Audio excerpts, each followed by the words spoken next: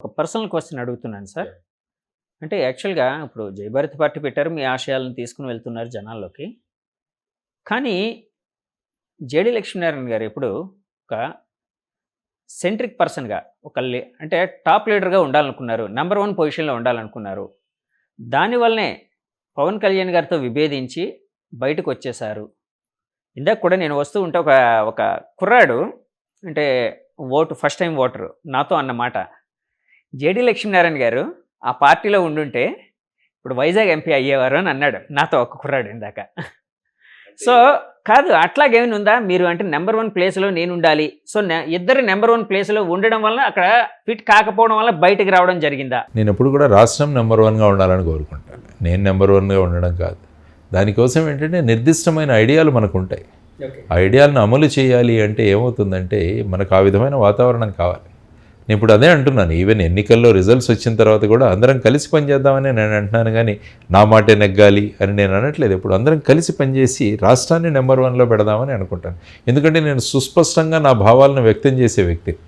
కానీ రాజకీయ పార్టీల్లో ఎలాగుంటుందంటే ఆ విధంగా సుస్పష్టంగా అభిప్రాయాలు వ్యక్తం చేసే వాళ్ళకి పెద్ద నాకు నచ్చకపోవచ్చు చాలా చోట్ల. ఈ పర్టికులర్ కేసులో నేను చెప్పట్లేదు, జనసేన గురించి నేను మాట్లాడట్లేదు. కానీ మిగతా పార్టీల్లో కూడా ఎక్కడైనా చూడండి ఒక డిసెంట్ వాయిస్ ఎక్కడైనా ఉంటుందా? ఇప్పుడు ప్రస్తుతం పార్టీ తీసుకుంటే, ప్రస్తుత ప్రభుత్వం తీసుకుంటే ఎమ్మెల్యేలకు వాళ్లకు 2 సంవత్సరాలకు 3 సంవత్సరాలకే ముఖ్యమంత్రితో కలిసే అవకాశం కూడా లేదని విన్నాను నేను. ఇంకా అభిప్రాయాలు వ్యక్తం చేసేది ఏముంది? One way communication. అటు నుంచి ఇస్తే వినడమే. కానీ యాక్చువల్గా నేను అనేది ఏంటంటే ప్రజాస్వామ్యంలో చర్చలు జరగాలంటాను నేను. ప్రతి విషయం మీద చర్చ జరగాలి. ప్రతి ఒక్కరూ వాళ్ళ అభిప్రాయాన్ని వ్యక్తం చేయగలగాలి. ఎప్పుడైతే ఇతర వ్యక్తి యొక్క అభిప్రాయం నాకన్నా మంచిదనిపిస్తే దాన్ని యాక్సెప్ట్ చేసుకునే పెద్ద మనసు కూడా ఉండాలి అందరికీ. అయ్యో వీరికి ఎక్కువ తెలిసే అన్నది సాధారణంగా ఏంటంటే పొలిటికల్ పార్టీల్లో ఎవరైనా ఎదుగుతుంటే వాళ్ళని నొక్కేదానికి ప్రయత్నం చేస్తుంటారు.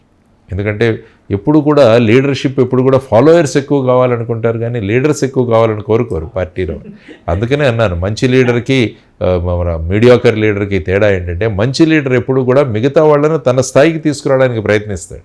మీడియాకర్ కానీ ఈ పూర్ లీడర్స్ ఏమంటారంటే ఎవరు ఎదగకూడదు, మనం ఏం చెప్తే అది ఫాలో అవ్వాలి అని అంటారు. మోనోపలి ఉండకూడదు. అది చాలా పార్టీల్లో మనం చూస్తున్నాం.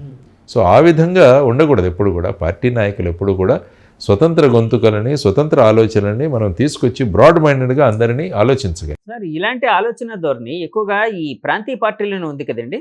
అంటే జాతీయ పార్టీలో ఉండదేమో అండి, ఉంటుందా అండి అక్కడ కూడా? జాతీయ పార్టీలు కూడా నాయకత్వం ఎలా ఉంది అన్న దాని మీద ఆధారపడి ఉంటుంది. ఫర్ ఎగ్జాంపుల్ ప్రస్తుతం ఉన్న భారతీయ జనతా పార్టీ తీసుకుంటే 2 వ్యక్తులే శాసిస్తున్నారు మొత్తం మీద. మొత్తం దేశ రాజకీయాలని ఆ పార్టీలో వీళ్ళిద్దరి పేర్లే వినపడతాయి. మోడీ గారు, అమిత్ షా గారి పేర్లే వినపడతాయి, మిగతా వాళ్ళ పేర్లు వినపడలేదు. అదే మీరు ఇక్కడ చూసుకుంటే కాంగ్రెస్లో చూసుకుంటే కొంతమంది లీడర్స్ కనపడతారు. సోనియా గాంధీ గారు కావచ్చు, రాహుల్ గాంధీ గారు కావచ్చు, మల్లికార్జున ఖార్గే కావచ్చు, కేసీ వేణుగోపాల్ గారు కావచ్చు, కొప్పుల రాజు గారు కావచ్చు, ఇలా రకరకాల కమిటీల్లో ఉన్న వాళ్ళ పేర్లు అక్కడక్కడ వినపడుతుంటాయి. అప్పట్లో అనేవారు కదా సార్, కాంగ్రెస్ పార్టీలో రాష్ట్ర వ్యాప్తంగా ఎలక్షన్ నడిస్తే ప్రతి ఒక్కరు సీఎం క్యాండిడేట్ అని. అంతే కదా. ఇప్పుడు చూసుకుంటే తెలంగాణలో కూడా ఏమైంది, ఎంతమంది సీఎం క్యాండిడేట్లు ఎమర్జ్ అయ్యారు అక్కడ. కానీ ఇక్కడ అలా కాదు కదా, నేను సీఎంగానే వస్తానంటారు అసెంబ్లీకి. అంటే it's all revolves around 1 person. అంతే కదా, ఆయన అదే అన్నారు కదా, నేను మళ్ళా అసెంబ్లీలోకి ముఖ్యమంత్రిగానే అడుగు పెడతానన్నారు ఆయన. అంటే ఏమవుతుందంటే ఒక వ్యక్తి మీద నడుస్తుంది, ఇంకొక వేరే ఆల్టర్నేట్.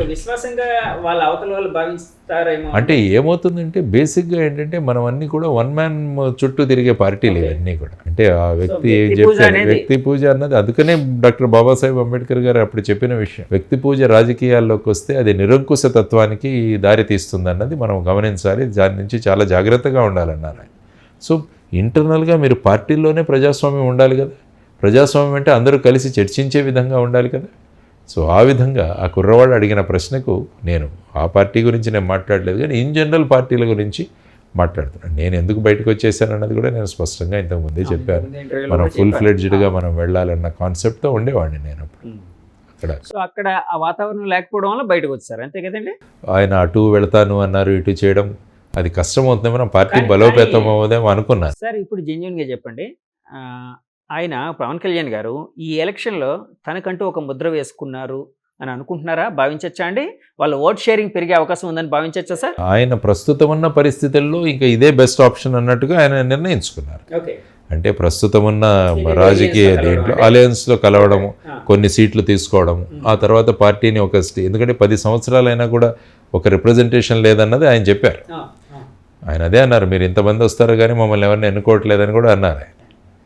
సో ఆ విధంగా ఒక రిప్రజెంటేషను పార్టీలో 10 సంవత్సరాలుగా పనిచేస్తున్న వాళ్ళకి ఒక సుస్థిరమైన స్థానాన్ని కల్పించడం, సో పార్టీని ఆ విధంగా ముందుకు తీసుకోవడం అన్నది, తర్వాత ఈ 3 పార్టీలు కలవాలన్నది కూడా ఆయన ధోరణి బట్టి ఆయన చేశారు. కాబట్టి రాజకీయాల్లో ఎప్పుడు కూడా స్ట్రాటజీ, కొత్త వ్యూహాలు ఇవన్నీ కూడా వేసుకుంటూ ఆయన వెళ్తారు. కాబట్టి ఆయన ఈసారి ఈ విధమైన వ్యూహం వేసుకుని ఆయన ముందుకు వెళ్తున్నారు. కాదు సార్, నేను అనేది ఈసారి ఓట్ షేరింగ్ పెరిగే అవకాశం ఉందని మీరు భావిస్తున్నారా? వాళ్ళకి ప్రత్యేకంగా జనసేన పార్టీకి. ఎందుకంటే జనసేన ఓన్లీ 21 సీట్లలోనే పోటీ చేస్తారు. కాబట్టి ఏంటంటే ఈ ఓట్ కన్సాలిడేషన్ కోసం తర్వాత మిగతా పార్టీలతో పొత్తు పెట్టుకోవడం వల్ల ఆటోమేటిక్గా ఈ ఓట్ షేరింగ్ అన్నది జరగాలి.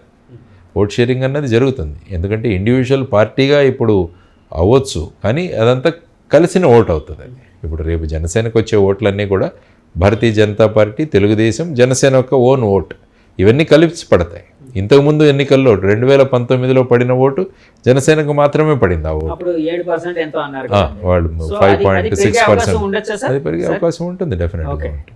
సార్ అలాగే చంద్రబాబు గారు జూన్ సంథింగ్ ఏదో డేట్ నాకు సరిగ్గా గుర్తులేదు, పలానా రోజు ఆయన ప్రమాణం చేయబోతున్నారు అని, ప్రమాణ స్వీకారం సీఎంగా అని వాళ్ళ నాయకులు చెప్తున్నారు. జగన్ గారు జూన్ 10వ తారీఖున విశాఖపట్నంలో ప్రమాణ స్వీకారం చేయబోతున్నారని వాళ్ళ నాయకులు చెప్తున్నారు. అంటే ఇదే ఇందాక అనుకున్నాం కదా, ఏ ప్రతి పార్టీ వాళ్ళు కూడా వాళ్ళ నాయకులు వాళ్ళ కాడర్ యొక్క జోష్ ఉంచడానికి మీరు ఏ డేట్ని ఇష్టపడుతున్నారు అని అడుగుతున్నారు. అలాగే నేను ఏంటంటే ఏ డేట్ అయినా కావచ్చు, కానీ ఫైనల్గా రాష్ట్రం అన్నది ఎదగాలని నేను కోరుకుంటాను. ఎవరి లీడర్షిప్ అయినా కానీ ఈసారి ఇవన్నీ మరిచిపోయి ఈ విధంగా ఈ రాజకీయాలన్నీ మరిచిపోయి ఒక 5 సంవత్సరాలు అందరం కలిసి పనిచేద్దామని అంటున్నాను నేను. 5 సంవత్సరాలు, ఒక్క 5 సంవత్సరాలు అందరం కలిసి పనిచేసి మన రాష్ట్రాన్ని అభివృద్ధి చేద్దామన్నది నా కాన్సెప్ట్. సార్ ఇందాకలా అధికార వికేంద్రీకరణ కోసం మాట్లాడుతూ నేను ఒక క్వశ్చన్ కూడా అడిగాను. 3 రాజధానుల వికేంద్రీకరణ అంటున్నారు కదండి జగన్ గారు అని అన్నాను. సో ఆ విధంగా 3 రాజధానులు అంటే 3 రాజధానులు పెట్టడం వలన వికేంద్రీకరణ జరిగి ఇది అంటే డెవలప్మెంట్ జరిగే అవకాశం ఉందని మీరు భావిస్తున్నారా? ఇప్పుడు మన రాష్ట్రం యొక్క విచిత్రమైన షేప్ చూడండి. ఆల్మోస్ట్ 1400 కిలోమీటర్లు మొత్తం కలిపేసి మీరు అంచనా వేసుకుంటే అది చాలా పొడవుగా ఉంటుంది. కాబట్టి క్యాపిటల్ అన్నది ఎప్పుడు కూడా సెంట్రల్గా లొకేట్ అవుతుంది. క్యాపిటల్ కావాల్సిన లక్షణాలు కూడా చాలా ఉన్నాయి. క్యాపిటల్ అన్నది ఒక నదీ ప్రవాహ ప్రాంతంలో ఉండడం, సెంట్రల్గా ఉండడం, అందరికీ అప్రోచబుల్గా ఉండడం, ల్యాండ్ అవైలబిలిటీ ఉండడం, ఇవన్నీ కూడా. ఎందుకంటే అమరావతి అన్నది ఒక రాజధానిగా మనమంతా అసెంబ్లీ సాక్షిగా తీసుకున్న నిర్ణయం. ప్రధానమంత్రి గారు వచ్చి అక్కడ శంకుస్థాపనలో పార్టిసిపేట్ చేయడం, వాళ్ళు సుమారుగా 2500 కోట్ల రూపాయల గ్రాంట్స్ ఇవ్వడం, ఇక్కడ ఇన్ఫ్రాస్ట్రక్చర్ డెవలప్ అవ్వడము, ఆ తర్వాత ప్రభుత్వాలు మారడం, ఆ తర్వాత ఈ విధమైన భూమికి తీసుకోవడం, మనం ఆల్రెడీ ఇది డిసైడ్ చేసుకున్నాం ఒకటి చేద్దామని. ఇప్పుడు ఏమవుతుంది, 3 రాజధానులు అంటున్నాం. ఇక్కడ నుంచి పాలనా రాజధాని విశాఖపట్నం, తర్వాత ఇప్పుడు ఏదైనా తర్వాత వచ్చేసి జ్యుడిషియల్ క్యాపిటల్ కర్నూలు అని, న్యాయపరమైన రాజధాని కర్నూలు అని, తర్వాత ఈ శాసన పరంగా లెజిస్లేటివ్ క్యాపిటల్ వచ్చేసి అమరావతిలో ఉండాలని మీరు అంటున్నారు. అంటే ఇప్పుడు ఏమవుతుందంటే ఒక పర్టికులర్ పని కావాలంటే ఒక మనిషి ఎక్కడెక్కడికి తిరగాలి.